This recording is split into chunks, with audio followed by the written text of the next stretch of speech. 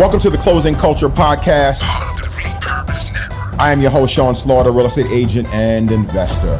This real estate podcast goes on top of the roof, behind the wall, and under the flow to show you how real estate really works.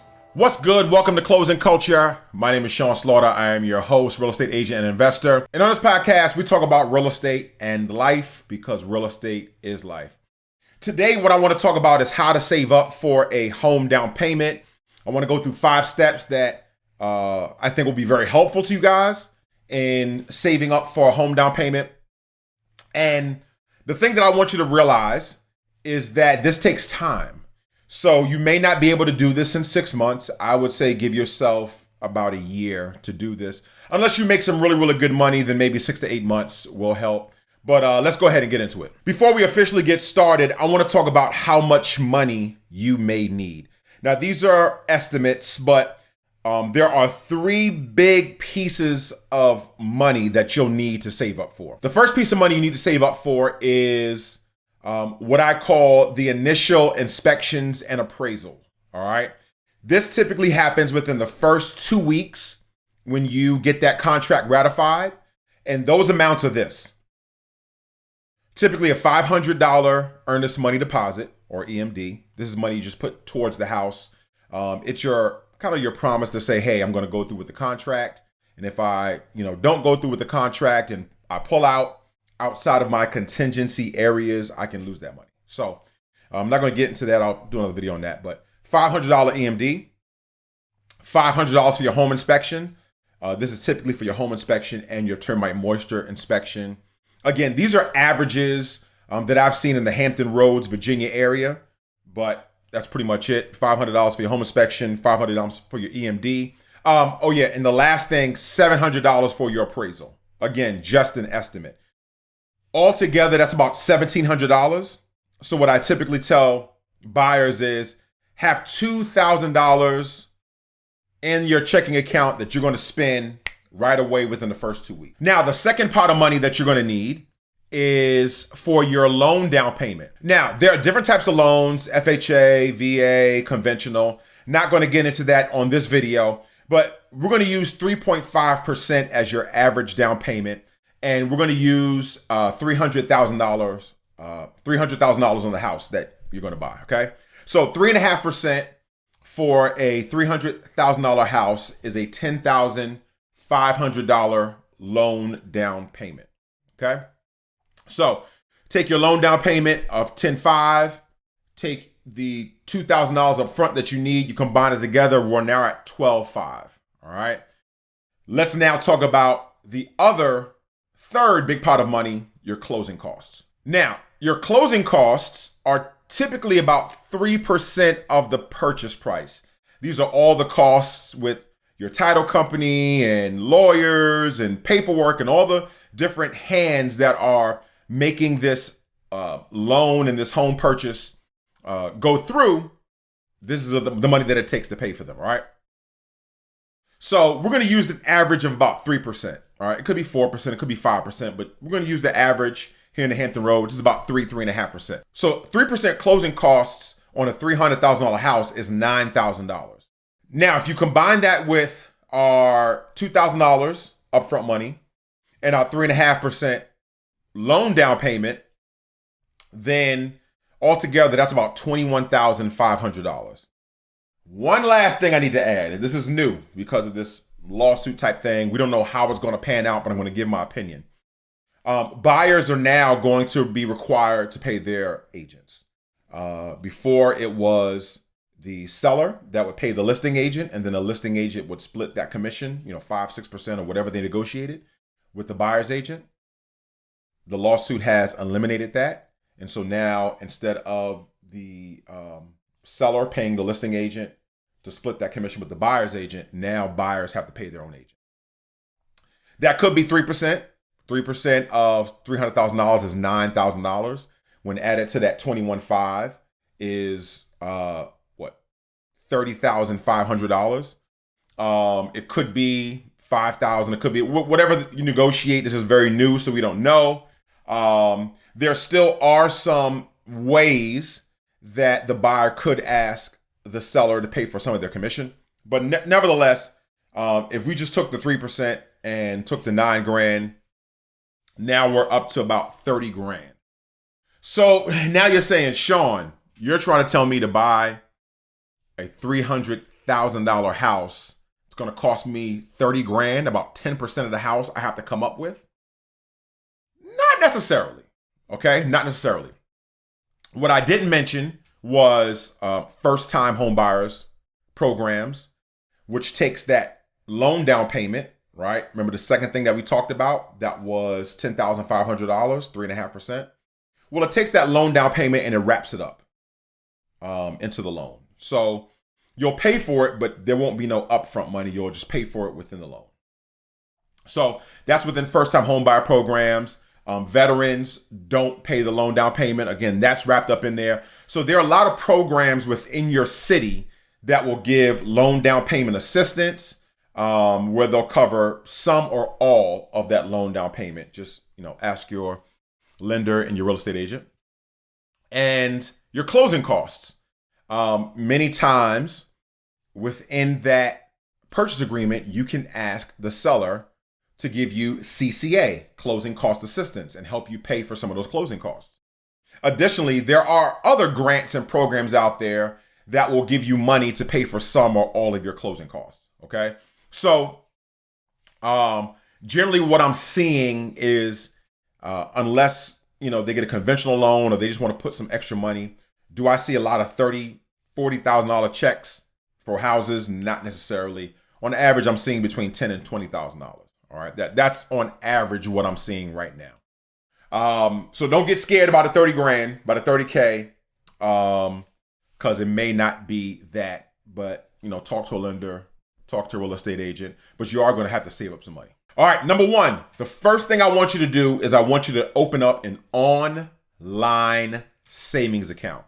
This savings account is not going to have a checkbook or a debit card. The only way you can put money in and out of this online savings account is by transferring money from your existing checking account. The reason I like online savings accounts versus opening another, like I bank with Langley, right? I have savings accounts, but it's just too easy to access that money. I want to make it difficult, and I want a high yield savings account. It's going to give me some interest, 4, 4.5%, 5%. The account that I use is Marcus by Goldman Sachs. Apple also has a high yield savings account that is backed by Marcus by Goldman Sachs. All right. You can transfer your money in there. Usually it's in there within a day or two. So it's really, really quick. I remember back in the day when I had an online savings account, I would transfer money. It would take 4 or 5 days, which still is not bad. Because again, we don't want to touch this money.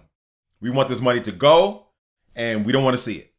All right. This is our saving money. What we're trying to do is we're trying to put up different walls and different systems and strategies to keep ourselves from getting that money, to keep ourselves from seeing that money. That's another reason I like online savings accounts separate from my, physical bank, is because when I log into my physical bank, I can see all my accounts and the money in there. In an online savings account, it's out of sight, out of mind. So that's the first thing that I would do. Next thing you want to do is that you want to create a budget. Now, based on how you get paid, monthly, weekly, bi-weekly, you want to kind of split your budget according to how you get paid. For instance, I get paid bi-weekly, or I say I pay myself bi-weekly as a real estate agent. So even when I make a big lump sum on a transaction, I break that up and I pay myself bi-weekly. So I use Google Sheets and I have 2 tabs. I have the first half of the month, week 1 and week 2. And I have the second half of the month, week 3 and week 4. Some months will have a 5th week. Just figure that out, all right? But week 1 and week 2, week 3 and week 4. Each one has the income that I'm going to make for those 2 weeks. And then it has all of my expenses, cable, telephone, gas, whatever it is, right? One of the things that I want you to make as an expense, an automated deductible expense that goes into your online savings account, is savings. Just call it savings. List it as an expense. All right. and whether that's 50, whether that's 75, whether that's $100, I want that to be automatically drawn. So if your check deposits on the 1st, have it automatically drawn on the 2nd. Your check deposits on the 14th, have it automatically taken out on the 15th, just so that you don't get hit with a fee or something like that. So that's the first thing. The second thing you're going to do is you're going to pay yourself a fixed amount. All right. So I'm going to use this 2-week example. So let's just say, for very simple reasons, I get $1,000 in income every 2 weeks. And let's say my bills are $500. Okay. So I'm going to add a bill called savings for $100. Right. So now my bills are $600. I'm going to add another bill called self-pay or pay me. All right. Let's just say that's $200. All right. So now your expenses are $800. $100 going out for the savings, $200 paying me. You still have some money left over. I will put that in your regular savings account. This is your buy a home savings account in your online. That other leftover money, just put that in a regular savings account. Okay. Or if you want to get savvy, 401k, IRA, something like that. That money that I'm going to pay myself, that $200, is another expense. And I'm going to move that money into a Cash App card. My bank has what's called a spend account, which actually has spending limits and things like that. I really like it. Has a debit card attached, so I can put that money there. You can take it out in cash. Here's the whole idea. If I take out that $200 for those 2 weeks, that's all the money I have for 2 weeks to just spend on myself and have fun. All right. Remember, everything else is already outlined in your expense account as far as your bills. Okay. And your savings. This is me money. This is stuff that I want to, do whatever with. Eat out, spend on Amazon. But all you have is $200 for those 2 weeks, or whatever money that you've decided that you're going to need for those 2 weeks, right? Maybe more if you have a family, smaller kids. But this is me money, okay? Once that money runs out, that's it. You got to wait for the next 2 weeks. What this does is it helps you develop discipline in your spending habits. It also shows you what you're spending your money on. Because a lot of you have extra money that should be going to savings or should be going to your buy a home savings account. And because it's extra money, you just spend it. If you don't tell your money where to go, your money will magically disappear through Amazon.com. Your money will magically disappear through restaurants. Your money will magically disappear through buying alcohol, going to the bar. You have to tell your money where to go. Then you'll know how much money you have to do those things. Okay? You should have a budget for that, not just whatever extra money I have. Trust me, if you do these first two things, you're going to be stacking away more money than you ever imagined. Number 3, reduce your weekly spending. And the two main things that we spend money on, eating out and alcohol. Also extracurricular activities. If you don't drink alcohol, you might do extra things, go bowling, so on and so forth. You want to reduce these things. Okay. One of the ways to reduce these things is don't drink or eat out during a weekday. That's Monday through Friday. It's a really good habit, something that we've tried to practice. And it's a really, really good habit to do. If you're going to eat out on Saturday or Sunday. And even then you want to limit that, remember, because you are going to really discipline yourself and feel some pain now for pleasure later, which is buying a home. All right. But reduce your eating out, reduce your drinking, reduce your bowling or whatever, Dave and Buster's, whatever you do on the weekends.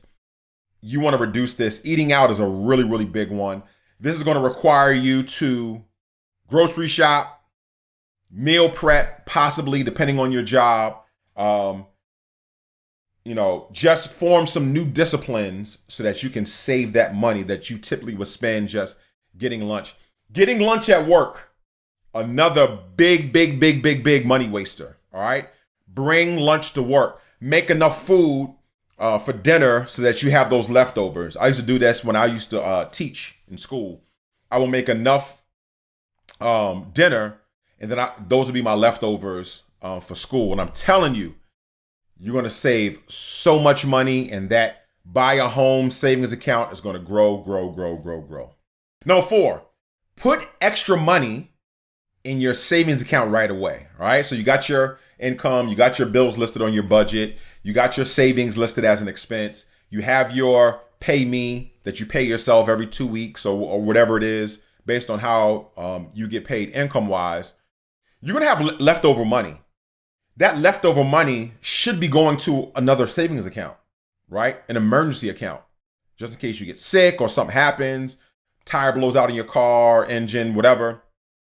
I bought my daughter last year a Kia, a 2023 Kia. And the beginning of this year, I've had a squirrel chew through a wire in the engine. The first time it cost me $4,500. This is a brand new car. A car has 6,000 miles on it. I don't know what's going to cost me the second time because I'm putting it in the shop today. All right. You just never know when an emergency is going to happen. So that extra money, put in an emergency fund, or use some of that extra money, a piece of the extra money to put towards your buy a house fund. All right. So that you can save money faster. The whole idea is that extra money is not going to go towards Amazon. That extra money is not going to go towards eating out. That extra money is not going to go towards the bar, or, some extracurricular activity, going to the movies. That extra money is going to go towards savings, whether it's for buying a house, emergency fund, or both. All right. But tell your money where to go. If not, it will magically decide itself where it's going to go. And then number 5, the last thing that you want to do is check in every quarter to see how your budget is doing. Sit down with your partner, look over your bills, look over your expenses, look over your budget. If your heating is $94 a month, and then February it goes up to $150, and then March, it's $130.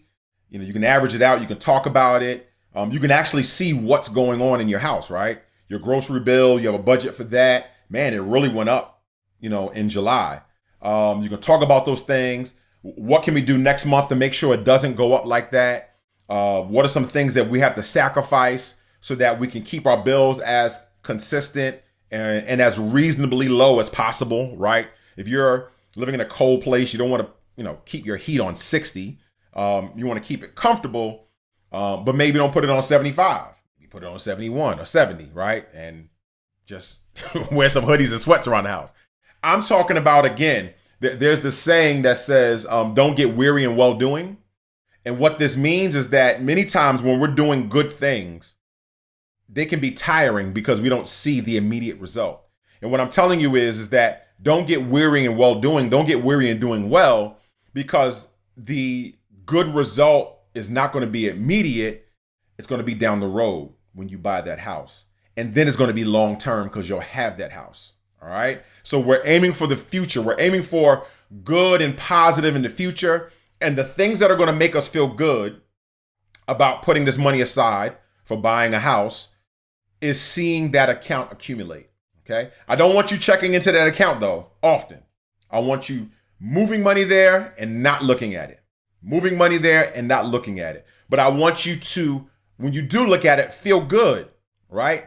Man, we're going to have this much money by the time December comes. Man, we're going to have this much money by the time March comes, because we're consistently putting away. And then after a while, any extra money you have, you can't wait to put it over there because you want to see that growth. You want to celebrate that growth. I hope this helps you save money for your house. Be sure to follow me on socials at Sean Slaughter Homes. Comment, like videos, ask me a question. I'm always open to any questions that you have about home buying, home selling, investing, or just life. All right. My name is Sean Slaughter. Thanks for watching Closing Culture. Be good to yourself and also to someone else. Peace.